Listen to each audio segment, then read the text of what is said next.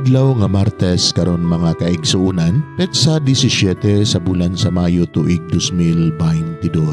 Ang pagbasa kinutlo gikan sa Ebanghelyo sumala ni San Juan, kapitulo 14, bersikulo 27 ngadto sa 31.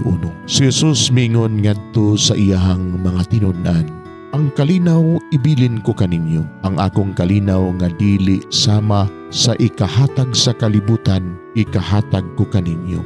Ayaw kamog kabalaka ug ayaw kahadlok. Gisultihan ko na kamo nga mobiya ako, apan mobalik ako. Kung gihigugma ninyo ako, malipay kamo nga moadto ako sa Amahan, ug siya labaw man kanako. Gisultihan ko kamo niini karon, sa wala pa kini mahitabo, aron inig kahitabo niini mutuo kamo. Dili na ako makigsulti kaninyog dugay kay taliabot ang nagmando niining kalibutana. Wala siya'y gahum nga makabuntog kanako, apan kinahanglan nga mahibalo ang kalibutan nga nahigugma ako sa Amahan. Busa gibuhat ko ang tanan nga iyang gisugo kanako." Mga igsuon, ang Ebanghelyo sa Ginoo. Daygon ikaw, o Kristo.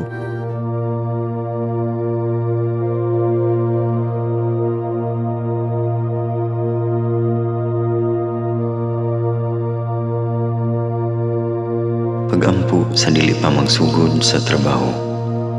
Magampo kita. Sa ngalan samahan, sa Anak ug sa Espiritu Santo. Amen. Langit mo namong Amahan, sa among pagsulod nining trabahoan, among gidala ang imong presensya uban kanamo. Among gipamulong ang imong kalinaw, imong grasya, imong kaluoy, ug ang imong perpektong hanay sa among mga trabaho. Among gipadayag ang imong gahom, labaw sa tanan, diha sa mga butang nga among mahimo, masulti, mahuna-unaan, ug mahukman sulod nining adlaw. Ginoo, nagapasalamat kami sa gasa sa kinabuhi, niining bagong adlaw, niining kahigayunan nga kami nakasulod sa trabaho ug mamahimong parte niining nga grupo. Salamat sa mga gasa nga imong gitugyan kanamo. Hamong gamiton kini diha sa pagimaya kanimo.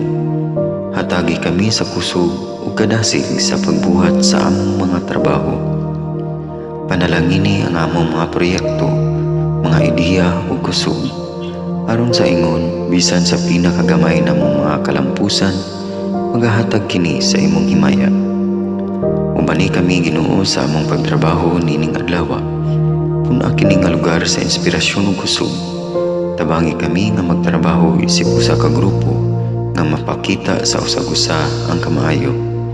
Himuha kami nga maayo nga makabot namo ang mga butang nga kinahanglan namong buhaton.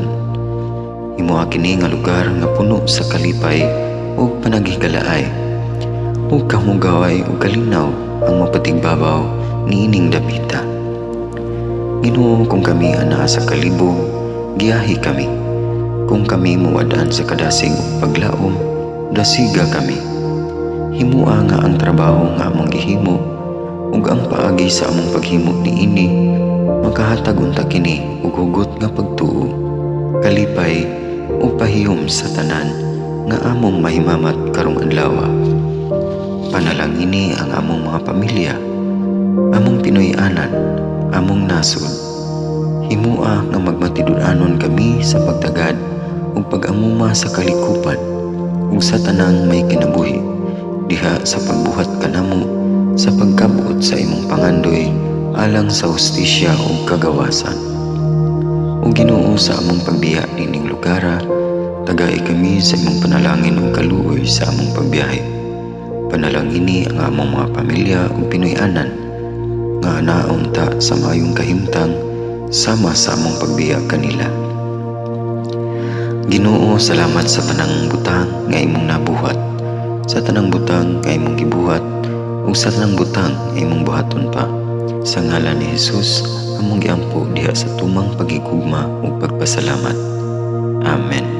Sa ngalan samahan, sa Anak ug sa Espiritu Santo. Amen.